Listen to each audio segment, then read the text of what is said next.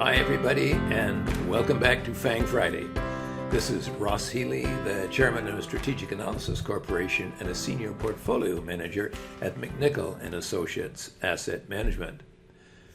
I'd like to start off by saying that today is my 80th birthday, and I must say that it is a pleasure to be spending some of my time with so many of you on this special day for me.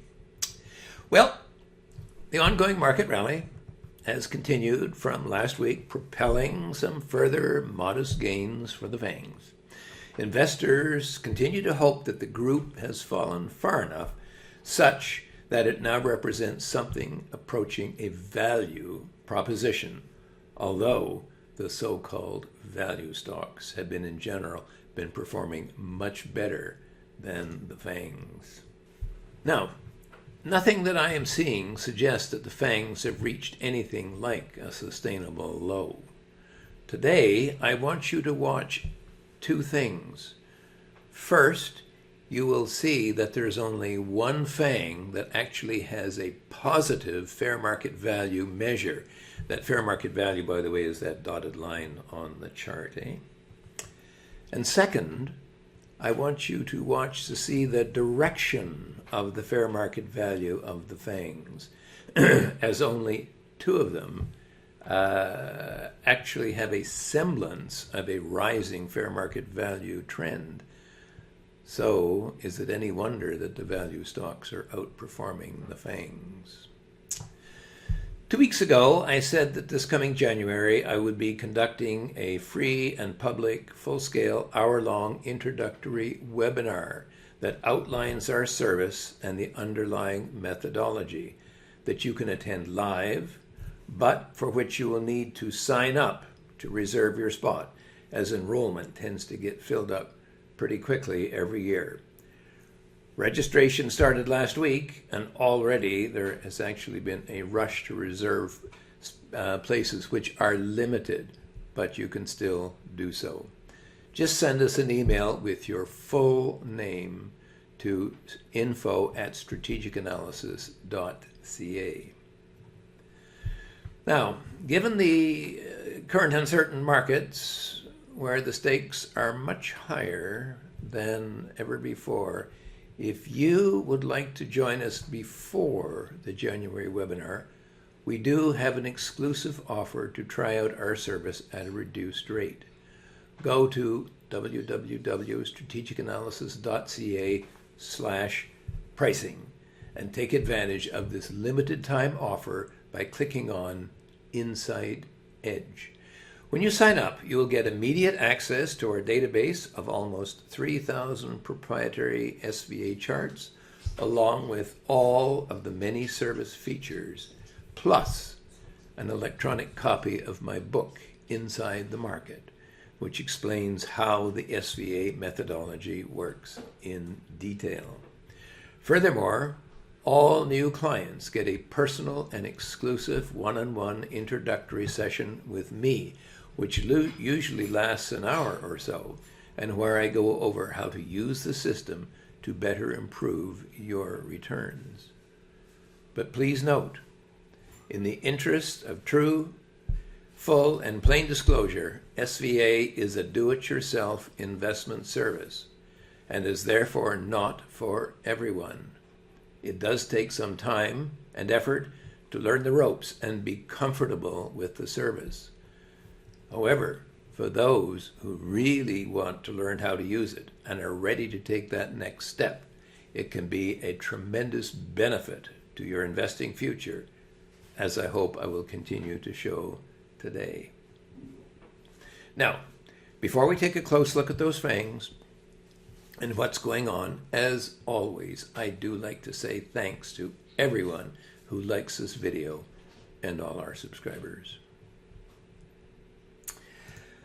Okay, well, let's start off with Netflix, which I was looking at a low very close to its super growth price. As I've said before, I think that low was anticipated, but as I have said to you before, When stocks collapse from their bubble zone, break their bubble price, and fall to the bottom of what we call the super growth zone, which is the bubble to the super growth price.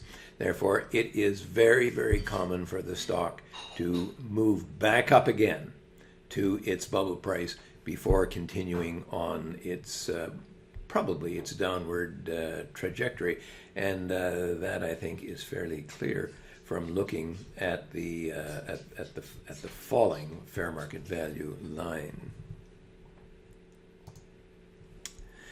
Alphabet, by the way, has an interesting pattern, which I will draw your attention to. A number of the FANG stocks actually broke below support and then clambered back on side again and have been holding ever since. That, by the way, despite the fact that the intrinsic value has been falling. For a little while, the stock actually was underneath the intrinsic value and therefore has actually risen back up to it. Whether it can continue on much higher from here, well, we'll have to see. And of course, you know, when I show you the 10-year chart of Alphabet, you'll see why. For a long time, the fair market value just rode along its super growth price. And then when we had that COVID pandemic, a lot of people rushed to Alphabet and to Netflix and so on, and the earnings really shot up. However, what we're seeing now is they're starting to roll over. The online advertising is slowing, and the ROE is starting to slip. I am expecting that this stock is going to be pulling back to the super growth price before it's all over. Microsoft, look at that, very much as that we saw with Alphabet, had that little drop down there and has rallied back up to its HB1 price. That's 9.5 times book value. Kind of, however, without a lot of conviction. It's kind of riding either side of its HB1, and I'm looking at the fair market value. The stock is about 35% higher than that, and it's beginning to slip. I still anticipate that we're going to see the bubble price before it's all over. Meta, of course, had that absolutely spectacular fall from falling from its bubble price, 7.4 times book, all the way down to its growth price, and actually is snicked below just on an overshoot, which is 2 times book value. That's a decline of 73%. Well, the stock has been rallying since that time, despite the fact, of course, that the intrinsic value has actually been falling and falling fairly sharply. Nonetheless, this is the only FANG stock that has decent upside potential of about 25% from here. So we will be watching to see what happens here. I don't know whether the stock can break out over the mid-growth price, but we'll be watching. Nvidia, well, Nvidia had a beautiful bottom at its HB2, which is 12 times book value. Or did it? You see, the problem here is that there was when we got the balance sheet, and if we go back to that bottom, what we see is that the stock didn't bottom there at all. In fact, it looked like it was breaking down and heading lower. The problem is that you need to have up-to-date balance sheets, but between balance sheet reporting periods, of course, you cannot get a fix on them. So yes, we might have missed that HB2 low, but no, we could never have caught that. Tesla, well, Tesla is just kind of walking downstairs, isn't it? It was between the HP4 and the HP5, then 3 to 4, and now 2 to 3. I invited you actually a little while ago to watch Tesla to see what would happen and see if it would get to its HP2, which it did with precision and is having a nice little rally. It, by the way, is one of 2 of the FANG stocks which actually have a somewhat rising fair market value, although I have to alert you to the fact that the intrinsic value is 54% lower than the current price. Apple is the second of the FANGs that actually have a rising fair market value, and but that of course is for a very good reason, and that is to say that the company has been buying back stock. And if I click on that price to book button at the bottom here, what we see is the reason that the stock has continued to rise higher and higher and higher. In other words, the ROE of Apple has continued to rise, and when we get a rising return on equity measure, we tend to also get strength in the stock price and the intrinsic value. As far as where the stock actually sits, if I was to there we are, extend that HB6 line down, I think that we can see that it looks very much as if the stock actually bottomed at its HB6. Now, the balance sheet, of course, has turned up sharply because we cannot incorporate a pretend balance sheet value into our charts. But we anticipate that actually is the trend. So the stock continues to hold above its HB6. I may not particularly care for the stock, and note that it is 43% higher than its intrinsic value, but I can't argue with the facts. Now, the stock which actually I am most interested in today is Amazon. And we saw from the other 7 charts that they had been rising in price, some of them reasonably vigorously. But when we look at Amazon having broken its key support at its bubble price, we're not seeing anything like that at all. In fact, it's almost as if it's kind of just struggling to hold in here. And not surprising, because first of all, Amazon has the greatest downside risk with a fair market value 67% below the current price, and the fair market value has been stepping downstairs. So it is no wonder that Amazon has been struggling to gain any traction, upside traction at all. Now, in summary, to start with, I have to observe that the rally in the NASDAQ 100 has been far less dynamic than the rally in the what are called value stocks. This is highly reminiscent of what happened in the collapse of the high-tech stocks in the 2000 to 2002 market. Until the NASDAQ 100 offers good investment value again, it's difficult to be optimistic for the longer term about any of the FANG stocks. However, there will be good trading opportunities ahead, and 2 that we can think of that will be very strong. And you need to stay in touch with the values here, although I am talking trading values, not investing values.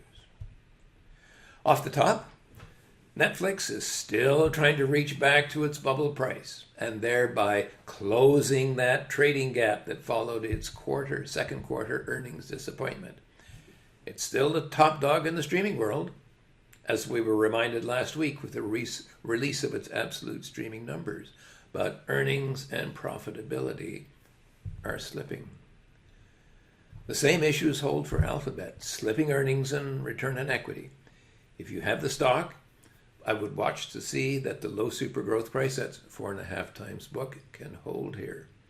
Almost the exact same challenges reside in Microsoft as well, except that it is trying to hold in at 9.5 times book, okay, twice that of Alphabet, and a 25 times PE ratio. Meta's huge fall from grace, down 73% from its bubble price, or 7.4 times book, to its growth price, or 2 times book, could be over. But that plunging fair market value line is a bit concerning. Until its fundamentals stabilize, I suspect that one would be gambling trying to predict its final lows. The stock has a strong balance sheet, and Facebook is doing well. However, I don't know that this stock can go its own way alone for long without the rest of the FANGs. NVIDIA has had a strong rally from its lows, and I'm sorry that SVA missed it.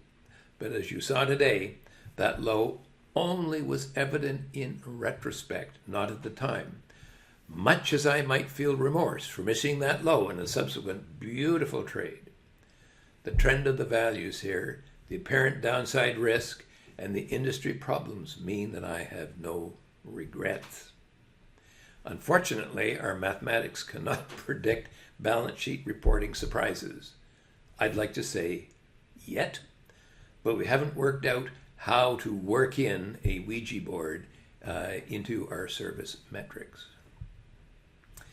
As far as I can tell, Tesla is just walking downstairs, and we are likely to see nice little bounces on each step. You can trade the shares if you feel nimble, and SVA will tell you exactly where that step, that platform is. But finding the peaks on those bounces is not as certain as the lows. However, the downside risk picture kind of puts me off from anything more than a quick trade. Apple remains everyone's favorite stock, and their share buyback program is keeping the stock valuation higher than it actually merits. I may not care for the stock at these extreme levels, but I certainly don't fight City Hall. Finally, Amazon has been the FANG with the weakest trading rally, following what I call the death cross, when it failed to hold its bubble price, and I do not wish to be long the shares here. For now, the Nasdaq 100 has not found a sustainable low as of yet, and I need to emphasize that I have never seen a solid bottom that has not come at one of our SVA breakpoints. One does lie ahead, however, so I suggest that you stay tuned. So, lots to keep in mind this week. There's more to do, and there is more to do right now. For now, this has been Ross Healy, the chairman of Strategic Analysis Corporation and a senior portfolio manager at McNichol & Associates, reminding you that nothing, including investing, is difficult if you have the right tools. I will see you next week, and don't forget to put your webinar registration in if you'd like to see all the details of how SVA actually works and why.